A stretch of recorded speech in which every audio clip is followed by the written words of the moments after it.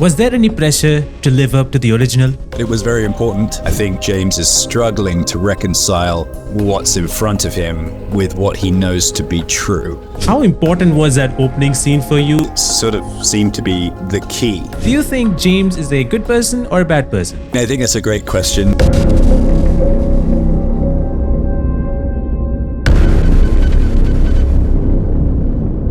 We are both doing very well. No, it's a pleasure to be here. Thanks for having me on. Absolutely. And you know what? I actually wanted to start this conversation with something that has been resurfaced from the internet. People like to share this, which is the meme that people shared once the game came out. And it's this meme right here. Yes, I saw it. It's amazing. And it's funny you mention it because I also have Oh, wow. such a garment. Perfect. It's this season's must-have. Yeah, it's something that people have just gone bonkers about. Like, okay, so the wife goes missing, the green jacket has to come on. The green sort of dubious yesteryear pseudo-military jacket. Yes.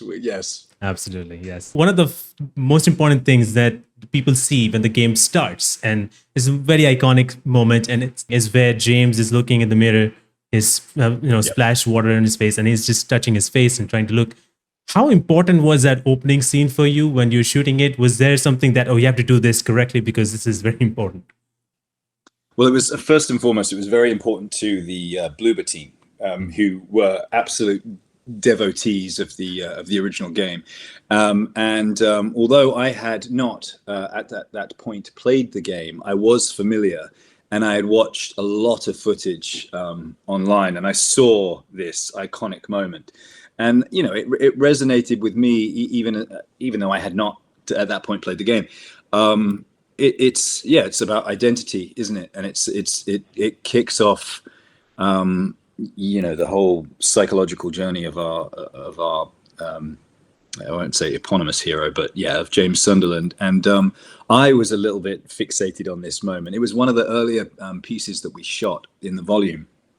And I was trying to push the envelope. They were trying to push the envelope. And I think it was a happy accident, as I understand it, in the original version, that the actor caught the camera lens.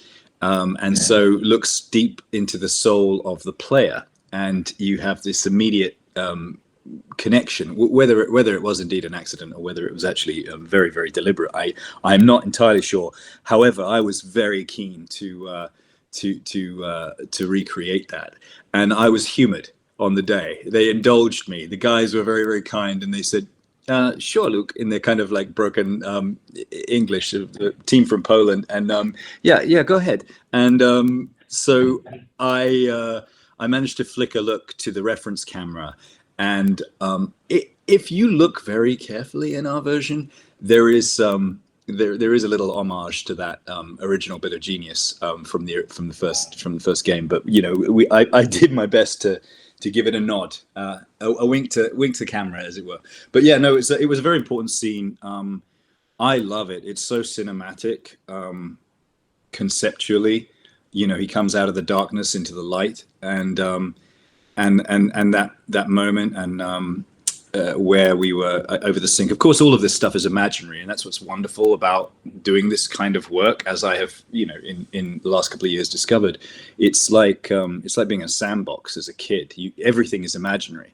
You're guided. It's guided imagination, because the director and the writer and the cinematic team are all over it. They know their stuff, but you are essentially imagining everything. You're standing there as you know only too well, in a suit covered in little disco balls, and on what is essentially a large table tennis court or table, and with I think 93 or 97 cameras around the room, and you have to imagine everything. So it was kind of interesting to imagine the running tap or faucet in this instance, to feel your hands, and of course you've got the headgear on, so you're actually your vision is obscured as well. So there's a lot of imagining going on, but I rather like the idea of a shift vocally. So, I thought it would be fun, since it's, and I hope I'm not giving anything away, in the reality of his story, it's post-traumatic event. And I thought it'd be rather nice to have a little residual heavy breathing from that. And then when the moment of not recognition, but the moment of total amnesia happens, when he looks into the mirror, that's when I thought it would be fun to stop that, and have a gear shift. And then he's sort of none the wiser and has no idea where he is or why he's there. And of course, then he exits. But yeah, no, it was very important. It's very important to the guys to get it right, and it was very important to me because it sort of seemed to be the key. It was kind of the why and the wherefore of this character. And although he leaves it all in the bathroom, and it's such a linchpin in this game, and such a super cool kickoff for this story and this adventure. So yeah, it was very important, and I look back on it. Sorry, I'm waffling now, but I look back on it with relish, because it was great. Of course, the reality is, your door is a lampstand, a simple hinge of two pieces of metal, and you push it and pretend that there's more resistance there than there is. But yeah, it was it felt important, and we gave it the time as a result. So it was cool. Yeah, lovely. I love that, because that's, as I said, the opening time, the players see that first and experience. Yeah. Get to see the very first frames of what James is like and what's going on in his mind, and then the horror start and the music kicks in, and then it opens up to this, Silent Hill 2, and why is he and what's he doing. And you mentioned how this was like in the volume you have this motion capture suit, and this was like, I think, your first video game as well. So how crazy was it for you to walk around, work in that environment, headgear, all these balls, imagination? Yeah, it is pure imagination. Of course, it was guided. I was given sort of, we were systematically, as we went through it, we were shown sort of placeholder sort of animation for the kind of thing that they wanted, or indeed, we were shown the original game. In fact, I think on most occasions, both were shown to us. Certainly it was available. And so, there was that thing coursing through the whole process that was, we want to do this right, because this is very specific and very important to a lot of people who grew up on this stuff. So, yeah, it was definitely a labor of love and reverence, on the part of the team. And yeah, it was cool. It is complete imagination. You have to keep imagining the fog. You keep having to remind yourself of the sort of the level of bewilderment that the character finds himself in. And I was very lucky because the other actors were so strong, and Mateus, the director, was so specific in his desire to create this along the original lines, but hopefully enhanced and hopefully just updated. But yeah, and the same with the writer who barely veered off the original track, but at the same time there were just little tweaks, all to enhance the game player's experience. And I gotta say, even though I played the original, I have to say that your James and the amount of emotion that you have given to this character is something that is in such a high level that I can feel for him immediately from the get-go. So I have to say that everybody also says this. You have done a brilliant James, even in the remake. It's so incredible. So thank you so much for doing that. Wow, that's very kind of you, and I really appreciate that. I'm an actor first and foremost, and we were going for an immersive experience. So a lot of it we did in story order, which helped me a great deal, to be honest, because it's I'm loath to reference other cinematic experiences, but I think of the old movie Angel Heart with Mickey Rourke and and Robert De Niro, where the detective is uncovering the mystery of whodunit, and it turns out it's him, and we have a similar sort of trope here, and but it's a good journey to go on, and I was kept in check by my director and writer to keep it held back as much as possible, but they were interested in mining the depths of this pretty awful psychological experience. So yeah, I had a lot of support, really good people. Yeah, and it's amazing to see how much people have loved this character. And obviously the original was there, and as you mentioned, you've seen scenes, references. Was there a pressure built up for yourself that, okay, I have to live up to what this character has already been for the remake? That was impressed upon me, that it was very important, but no, it was zero pressure. I say zero pressure. Of course, there was some. We didn't want to mess it up. I guess, if I'm honest, I really approach this in the way I would approach any character in any medium. Most of what I do is TV and film, and happy to say I'm dipping my toe in this world as well. But you have to find the truth of the experience, and respond in real time, and be present, and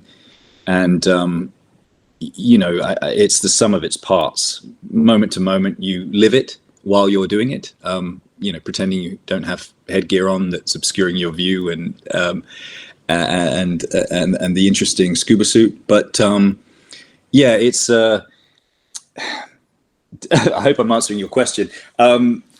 It was very much. You dive in and do it, and I did have an appreciation for the original, and you some of the delivery, which I think was more heightened because they had, as I understand it, less. It was less high resolution, right? So they couldn't show all the facial expressions. So they had to telegraph it more with their bodies, quite understandably. And there's a charm to that because it feels a little hyper real. And whereas, I had the advantage of all I really had to do was be natural, because it's so high fidelity. They can read my expressions so clearly. So all I had to do really was be in the moment and live it. And as I say, I'm working with Salome and Gianna and Scott and Evie, wonderful young Evie, and so it was made easy because I was surrounded by such good actors that you are only as good as the one you're working across from. So yeah. It was great. It's wonderful. I love everything that everybody has done, and it's so cool. And we mentioned that we'll be diving into spoilers a little bit here and there because there's so much in this game that people just want to know. I want to know.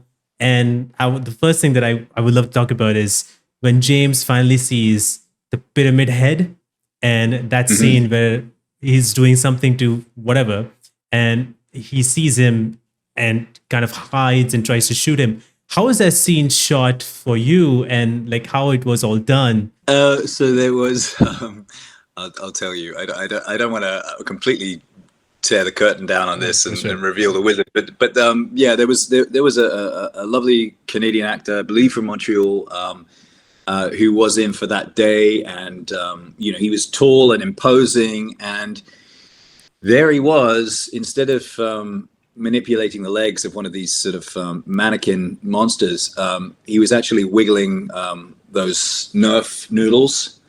It really is a stretch of the imagination. So he had a couple of those pool noodles and was wiggling those back and forth, and I was moving around a piece of it's almost like camera rigging. It was kind of a bit of scaffold basically, and I was just sort of pretending I couldn't see through it, see this guy, waving their Nerf noodles around.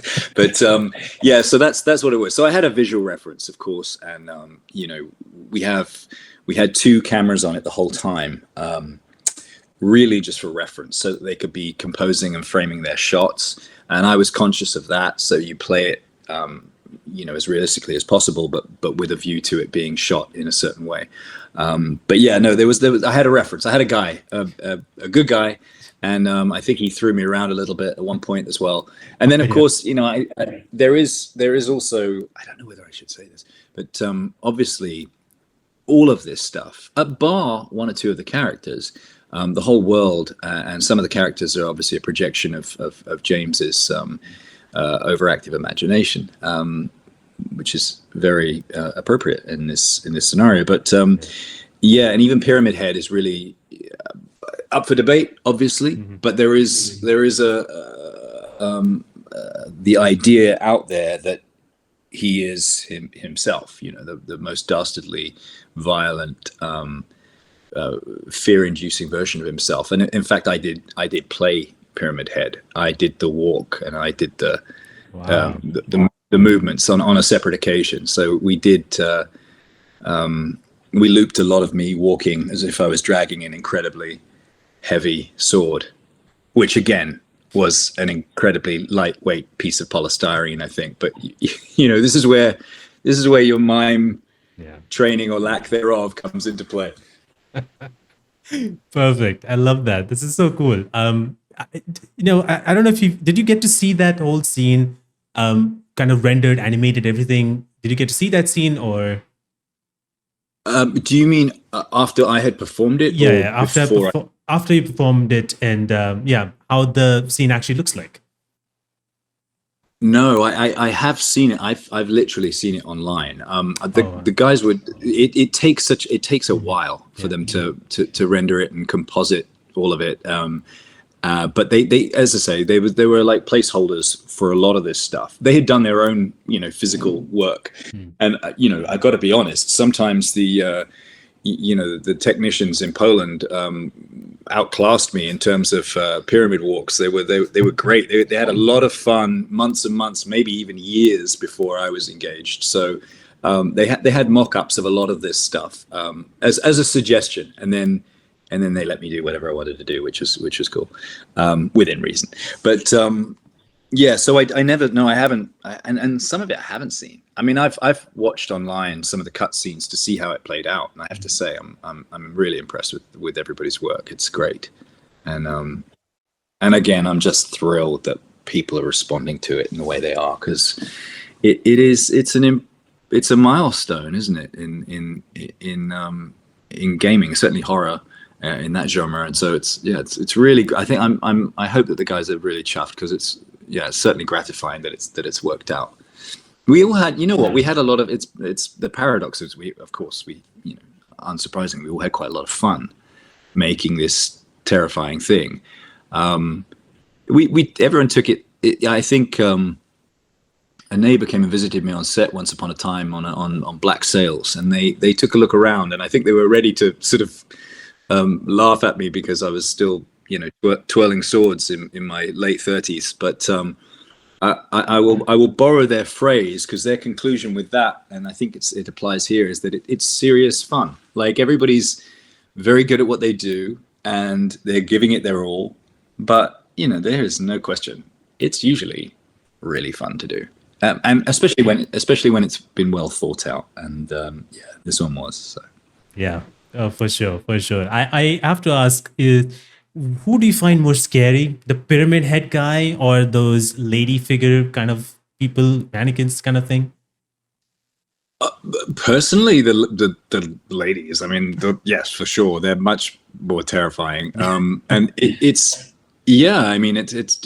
truly disturbing, because to my mind, they've taken something wonderful and distorted it so far, and within the context of they've made something feminine really grotesque, and especially within the context of James's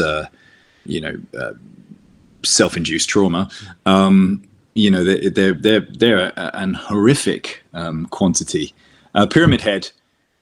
Yeah, there's something great about him. I mean, I know he's sort of one of those original sort of unstoppable, slow progressing villains. And I love that. I mean, I grew up on the Terminator and Alien, and it was just the thing that will not stop until you're dead. And that's sort of what we have here with Pyramid Head. He's that kind of, it's worse because he just takes his time. He is not in a rush.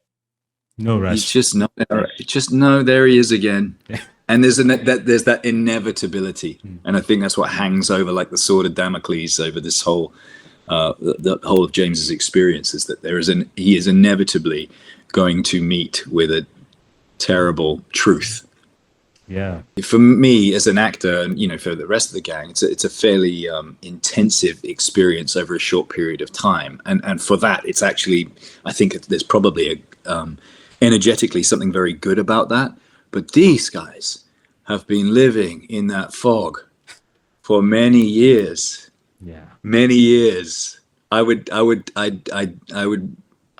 they don't have to do psychological profiles anytime soon, because they've been in darkened rooms listening to our voices and trying to see through the fog for some time. Well, if you're liking this episode, you can watch the full extended episode where Luke talks in depth about some of the scenes from Silent Hill 2 Remake. You can do that by becoming a member of this very channel and gaining behind the voice access, where you not only get the extended episodes, but you also get early announcements and some behind the scenes content and more. Check it out, as it really helps me out to make more episodes every week.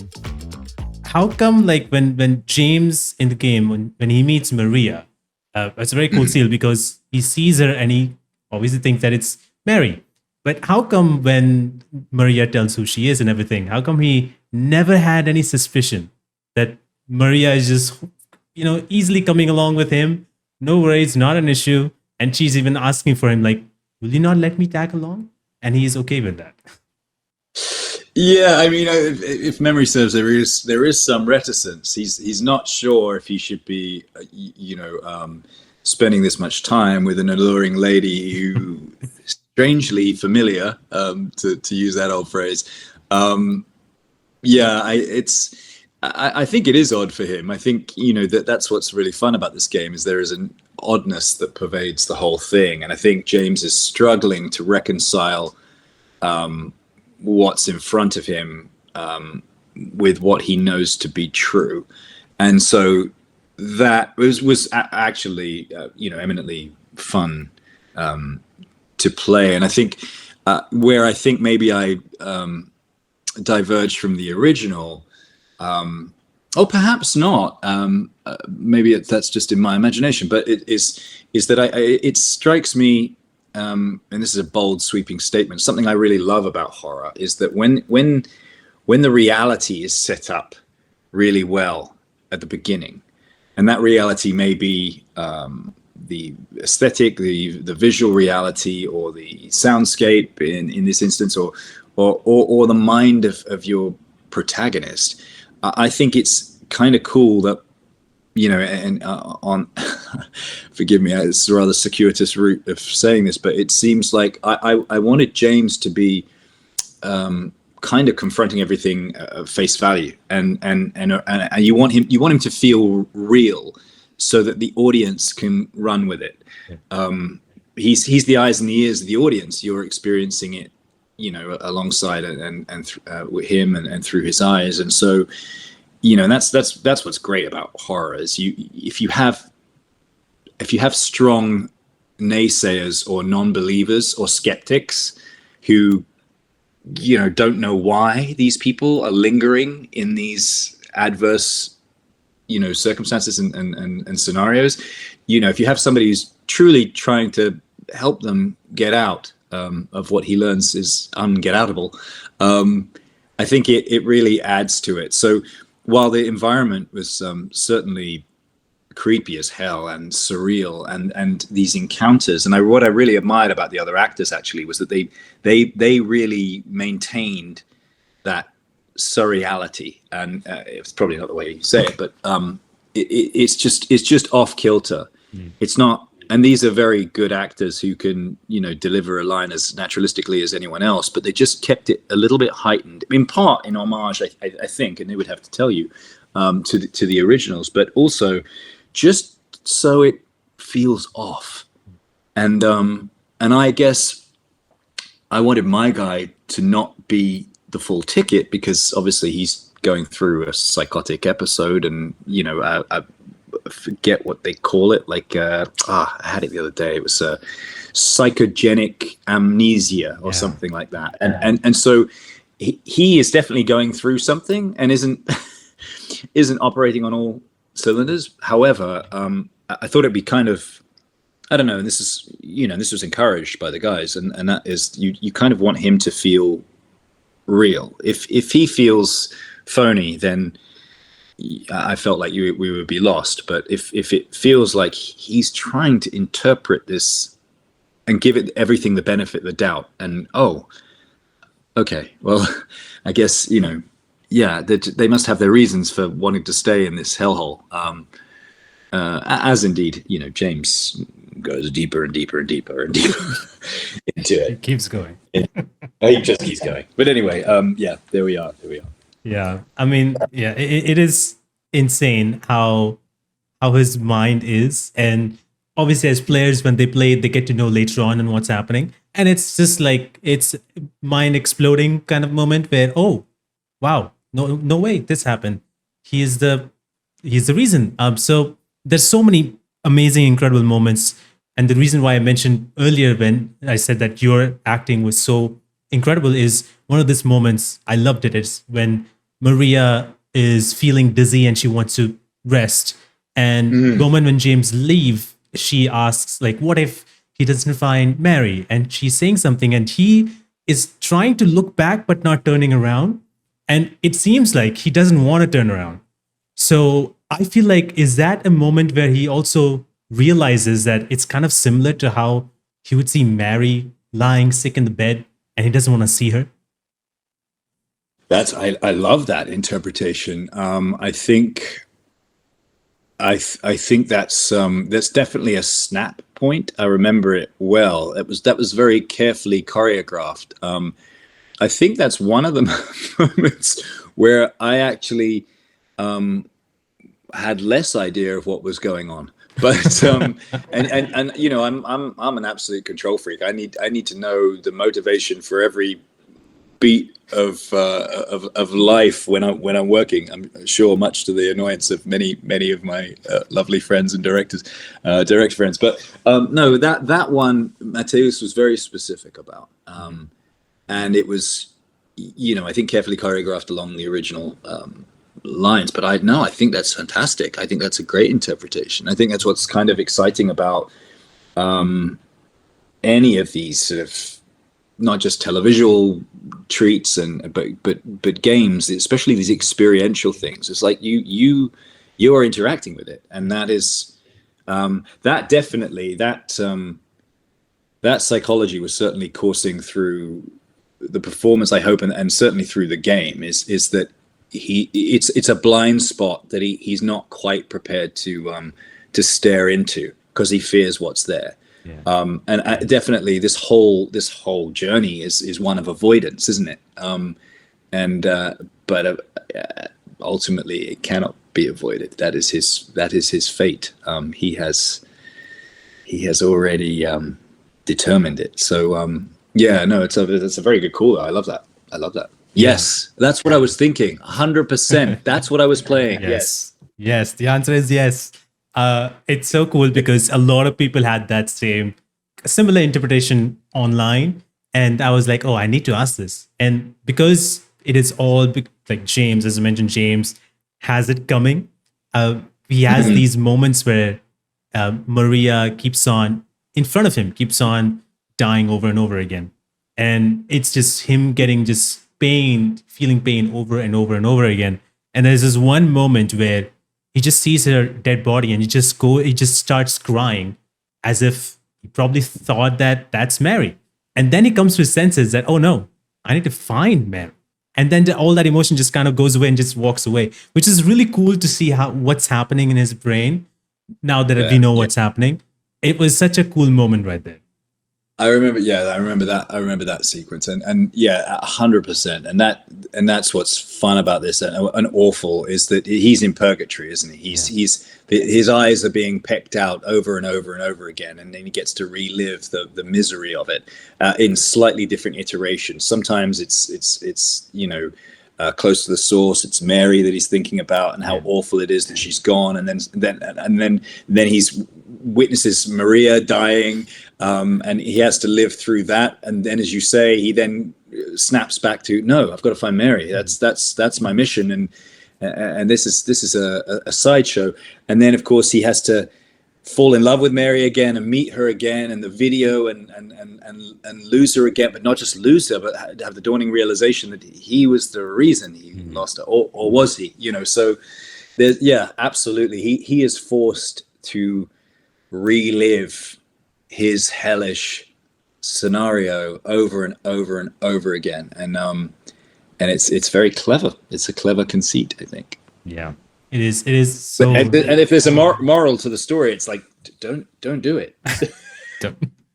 Or maybe just don't hand James the pillow. Maybe take that maybe away. yeah, exactly. Yeah. Hide the pillows. One of the moments that I personally love is the one where he sort of confronts himself, because it's a line where he says, I know what you are.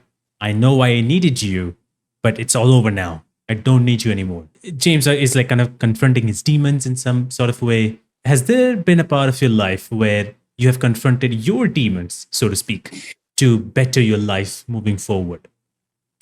Gosh, what a fantastic question. I'm not going to be able to match it with an answer, but I'm trying to think of specifics. But yeah, without question, there are moments of realization where you shed something that's really bothering you. And I won't go into details, but some things that have hung heavy with me, probably a sort of. I've always been very lucky because I'm someone who does for a living what they're very passionate about. So I'm blessed in that way. But you do ride or die with it, and it comes with there are peaks and troughs, and it makes it exciting, but in equal measure painful. And I think recently. And I don't want to put too much pressure on him, but having a child suddenly has lifted that a little bit, and enhanced the work. I think, but it's quite remarkable, just that shift of focus. So that's hopefully a sunnier version of what we're talking about, but. Yeah, there are things. I'm terrible. I'm quite nostalgic, and I live with regrets, and I carry them around with me. I don't think they'll ever really go, but every now and again, after many years of being saddled with it, I kind of go, you know what? It's okay to let that go, and maybe stop beating yourself up about it. Yeah, I hope. Anyway, so yes, there have been moments. I won't go into specifics, but what about you? Do you have that? Do you have revelations where you're like, oh, I see what that was all about. Yeah, I could absolutely let that go now. I don't need it. Do you have that? Yeah, I mean, I think, to be honest, with me starting this podcast, I think midway through the way, like last year sometime, that was, or actually this year, is where my realization of how people would say certain things and how I would take them in and conclude as that's it. That's the conclusion because they have said it. And I realized that that's not how it is. And I finally can be the way that I am, that I found it weird. But now I find it like, oh, this is how it is. Take it or leave it. Yeah, good for you. No, it's true. And I mean, there's a big movement, thankfully, culturally at the moment. I mean, I maybe it's just the way my algorithm is programmed on social media, but it just, being your authentic self is what you have to offer, right? Like no one, that's your USP. No one else can compete with that. And people talk about this stuff, but I never a truer word was spoken until you meet your doppelganger and it's all completely, flipped and denied. Yeah, that's we so long as it's not harmful and doesn't injure anybody else, like that, we should be celebrating this stuff. However, whatever societal constructs have suggested, those behaviors are, it's I don't know. Yeah, we should celebrate the things that we get a kick out of, and I'm pretty nerdy at times, and I want to embrace it. I want to run with that. So yes, it's what a relief. Oh, I'm glad that's happened for you, because there's a lot of stuff, isn't there? We think, oh God, this is going to be perceived in a way, or they're not gonna like this, and like, really, most of the time, for me anyway, most of the time I realize, oh, no one really cares. Like, really, only you care about this. No one else is watching. But anyway, so, well, good. That's good. Yeah, you're right. Like, that's kind of like in everybody's head. Like, oh, I think that's what people must be thinking. Yada yada yada. But that's not exactly it. People have their own businesses to deal with, and there's a lot of things going around. 100%. But it's also strangely comforting to know that you have your own pyramid head and I have mine. yes, we all have apparently pyramid head at this point. Oh my God, the game has given all of that. I've got a very interesting thing where, with movies or shows, you obviously have sets, you have pieces of things that you can actually touch and feel. If Silent Hill 2 Remake, let's say, was in a set, is there something that you would have taken back home? Would I pinch something? Probably. I don't know. Maybe the flashlight. As it was, the flashlight was a little. I think it was a little piece of wood, wrapped in neon green tape. Oh wow. Yeah. Because they needed to substitute it with something, three-dimensional, and when they composited it. But yeah, I'm what would I have pinched? I mean, probably not one of the lying figures, because they're far too terrifying. God, yeah, it's a good question. Probably not the large piece of wood with nails sticking out of it. I've got in trouble with the Hertfordshire police once before for wielding rubber swords in a park when I shouldn't have. So I probably wouldn't take any of the weapons. But I mean, I guess I probably should take the pyramid head, right, and display it like a traffic cone in my room. Oh, that head's coming off, man. Just take it. That's it. I had a wild night out, and all I got was this pyramid head. I mean, you already have one, jacket already, so you're doing really well already. I do have a green jacket with many pockets on it. It's true. That's what you need. I want to do something. Well, we have some fan questions. People want to know answers of this. First one comes from Martin Aguilar.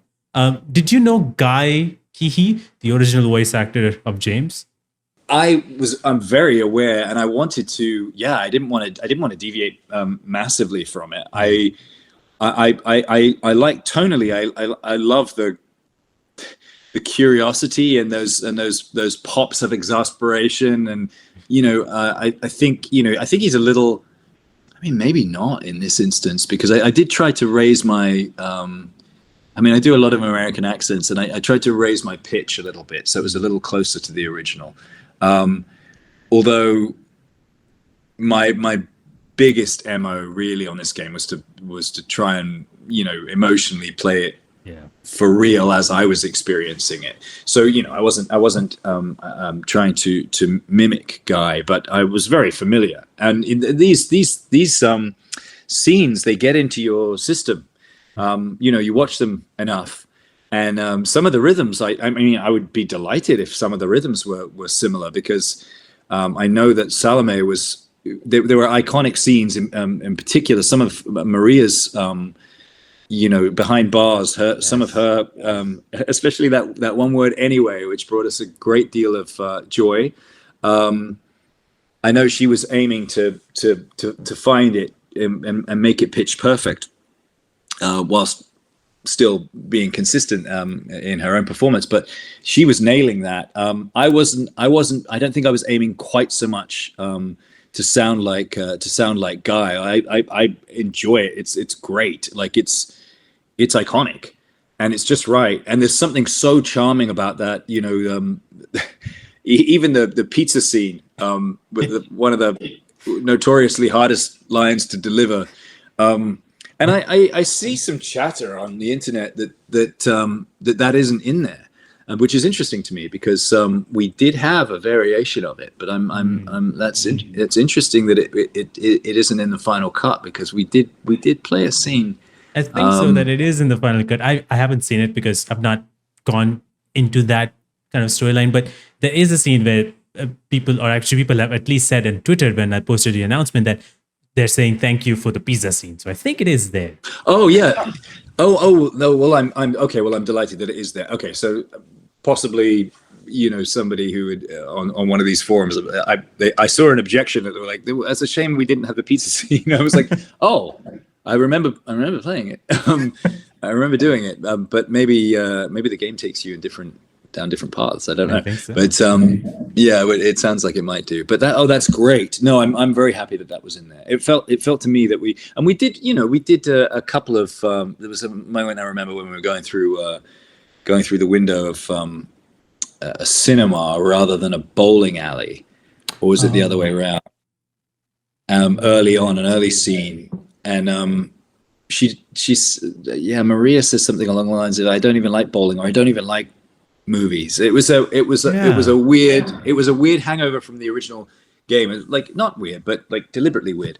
I remember we played with that and we did slightly different versions. And I don't know what Mateus ultimately ran with, but yeah, it was fun. It was generally throughout the whole game. It was fun dancing around some of those iconic moments,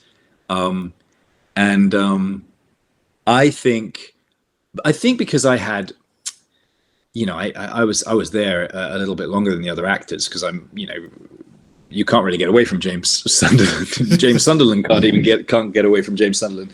I think because I had that sort of extra screen time, I was able to sort of,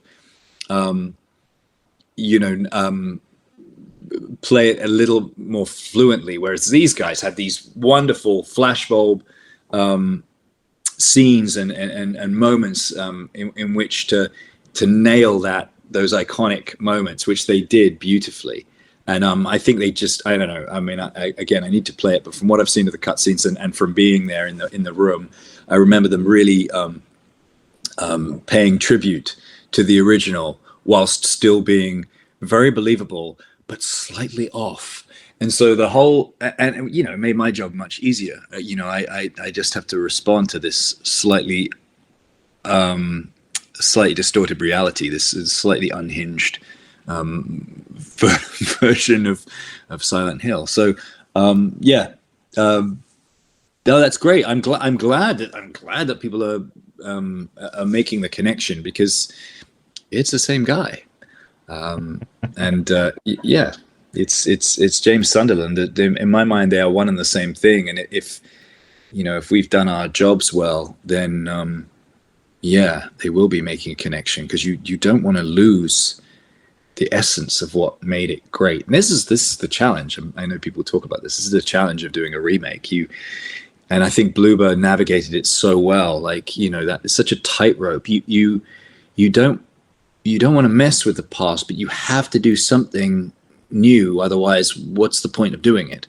And it can't just be because the graphics are more enhanced now. It's like a slightly better aesthetically, and again, I've seen the chat on the forum, and I'm inclined to agree with it. And I think if I were to revisit Max Payne, part of the charm is the pixelation. It's those wonderful things which happen in film as well, where I'm going to get the quote wrong, but creativity, necessity is the mother of all. Oh yeah, Something like and so when you have,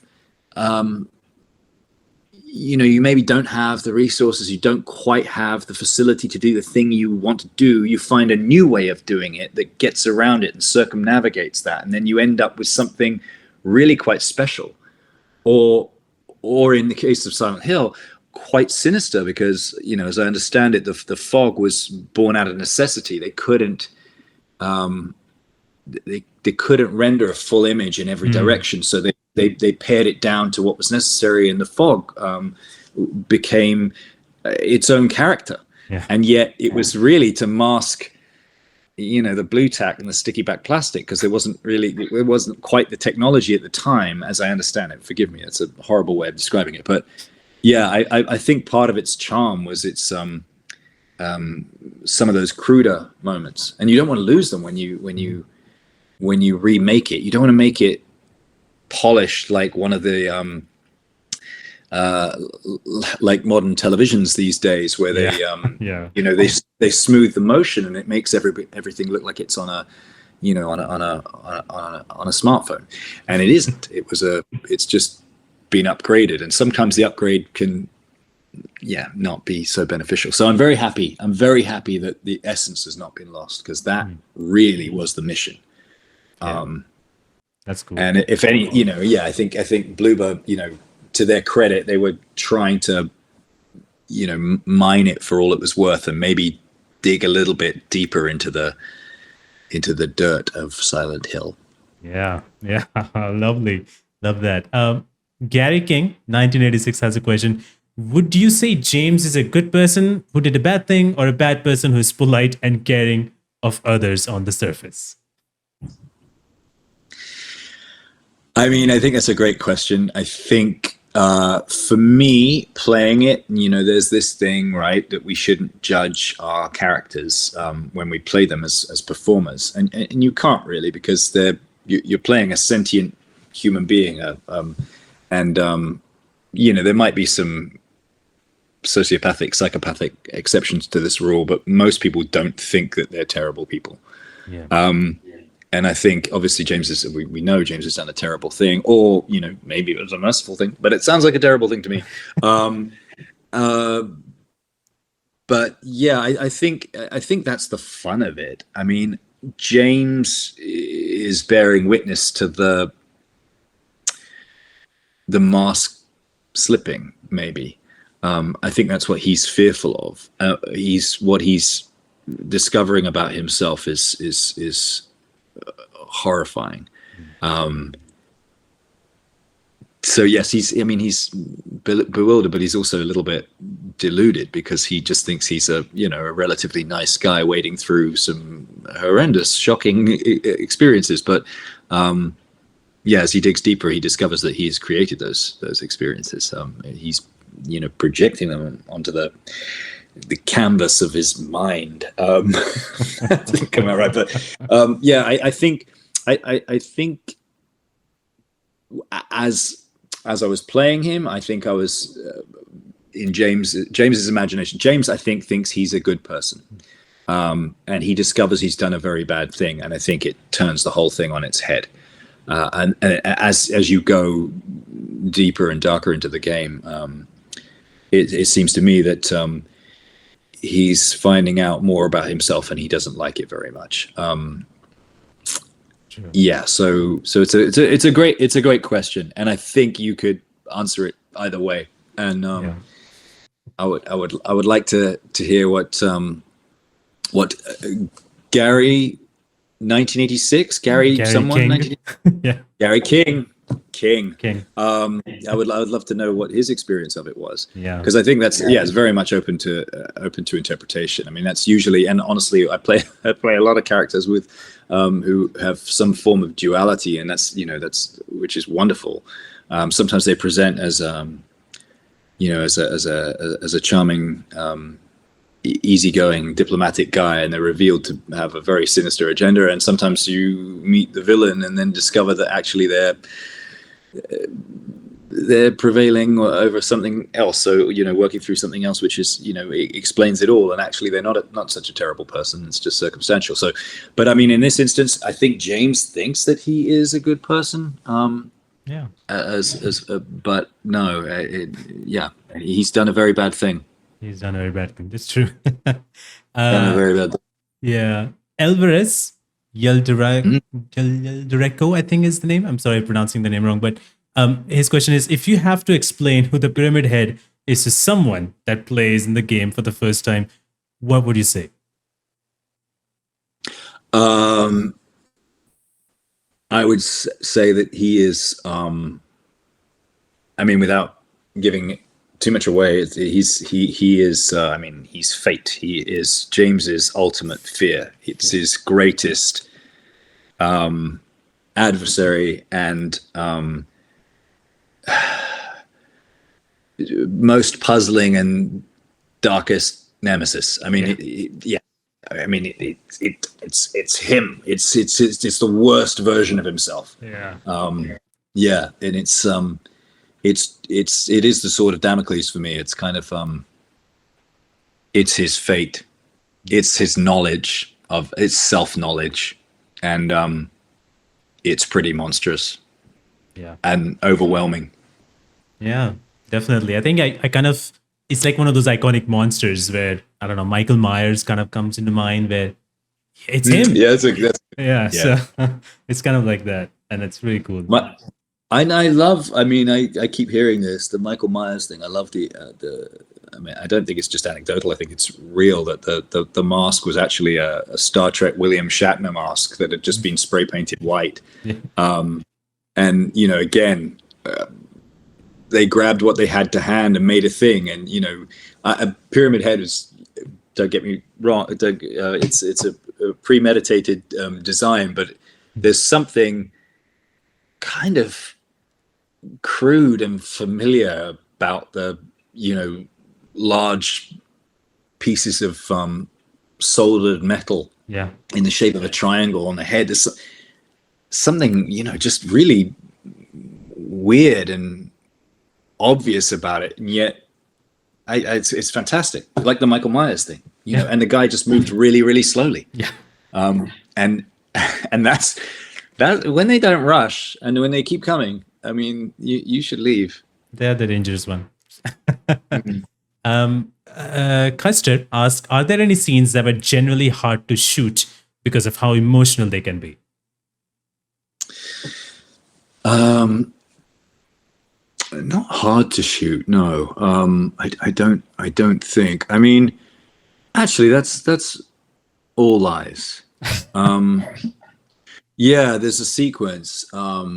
Obviously, the sequence, the reveal, the pillow sequence, and that was really interesting because on the one hand, you had Salome on one platform responding as if she was being smothered to get her experiences, and I was on a parallel platform. We were not anywhere near each other. We were sort of like, I guess, 3 or 4 meters apart. And I was playing, the antagonist, the aggressor, doing the smothering. And we were we were basically timing it. So we worked out, I guess, what I wanted to do, and then Salome's response to that.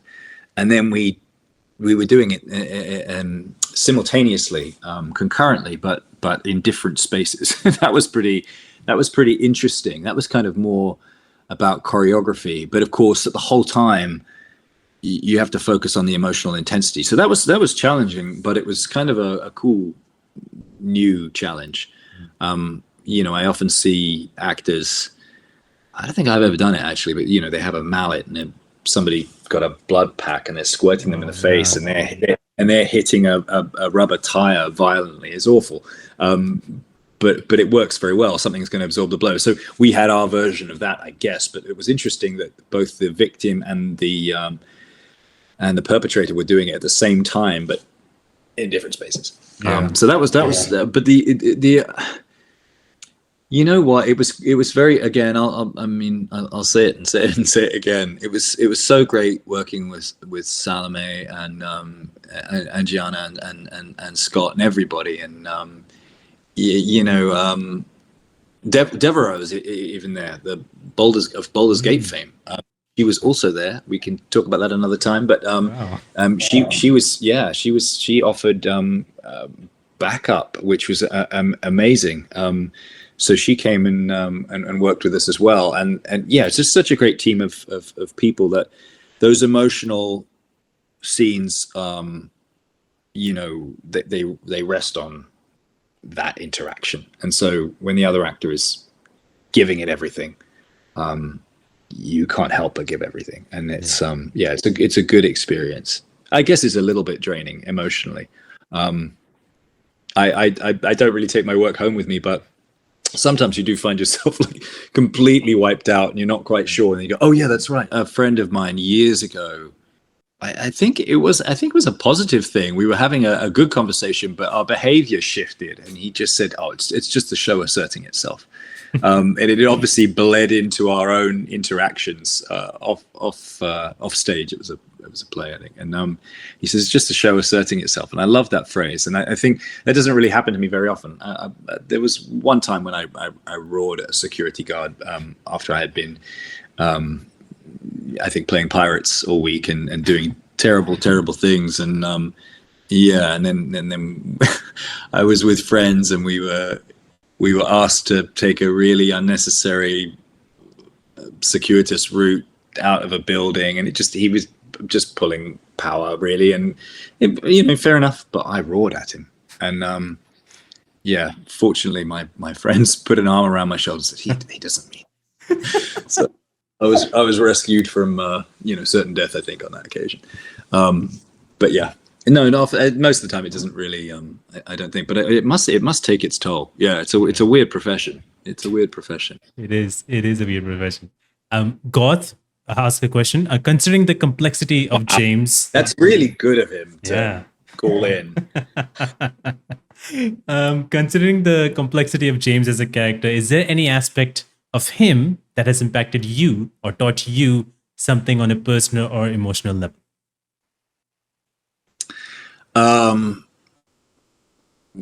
Maybe suppression and repression is not such a good thing. Yes. Use pillows for what they are intended. I mean, probably on some level, I think, there's, despite what I've just been saying, I'm sure there's a takeaway from all of these experiences. But I do. It's made me think about what really works, because this is the game is a much loved game, the original, and that quest for clarity by someone who's deeply confused and has deeply repressed feelings and memories. It's very interesting to me that's been so popular.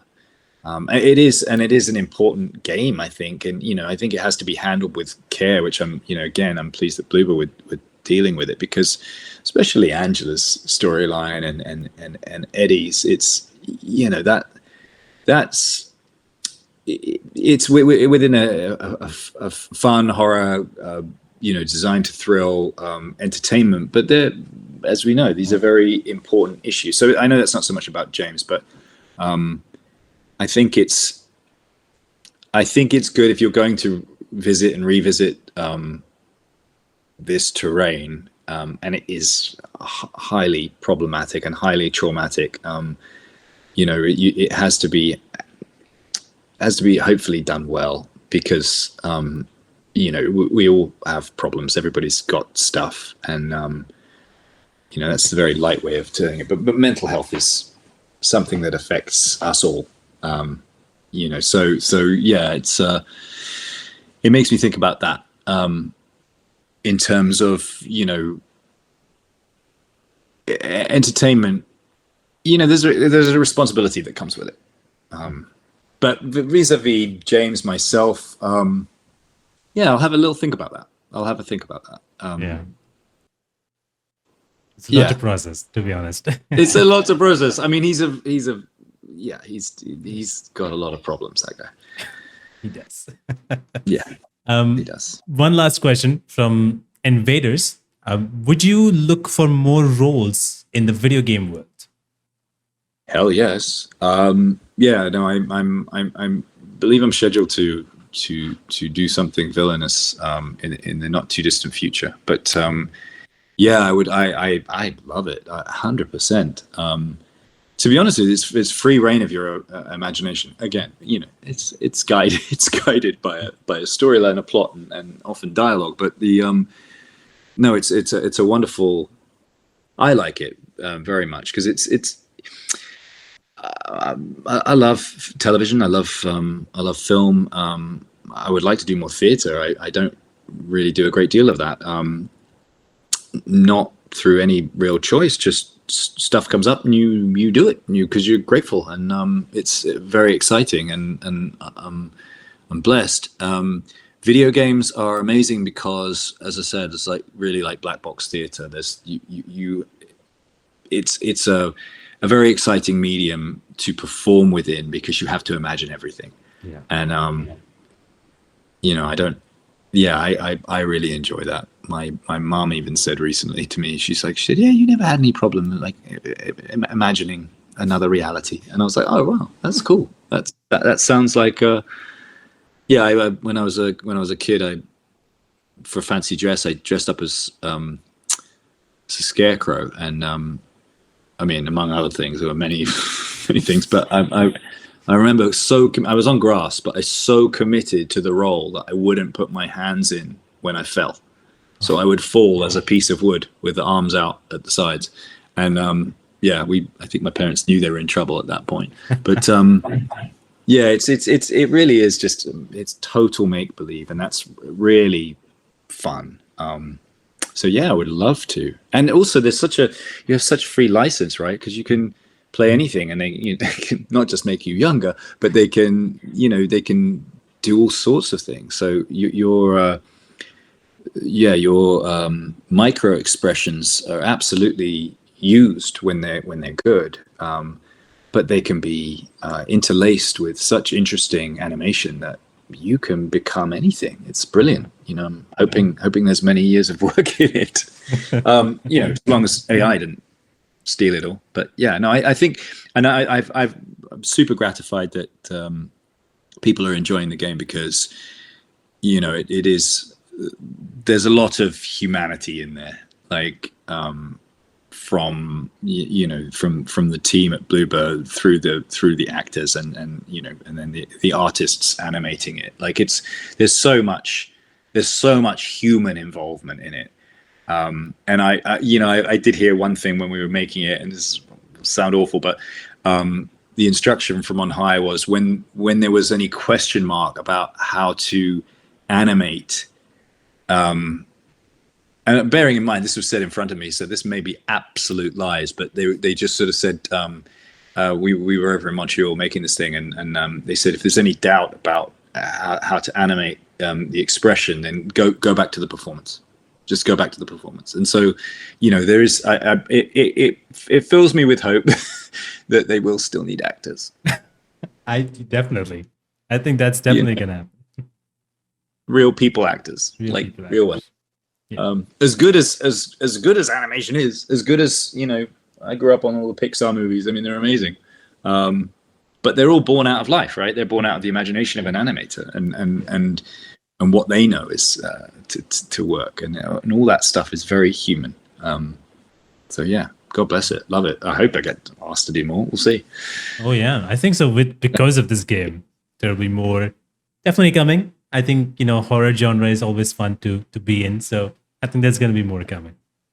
I love, the horror is fantastic. I mean, it is because it plays on, you know, it plays on really subtle, nuanced psychology and fear primarily. But no, again, like what's great about this is that, like, it starts, you know, you start with people, and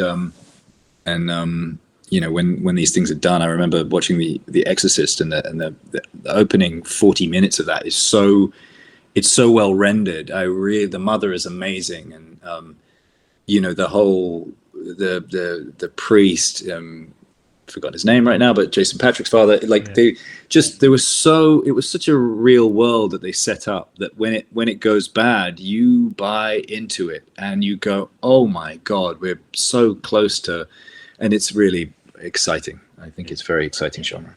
Yeah, definitely. Well, Luke, thank you so much for giving me your time today. Talk to you about Silent Hill 2, basically. Thank you so much for doing that. This is a wonderful conversation. I got to know so much, that you're a fan of games as well. And, it's so incredible to know everything. So thank you.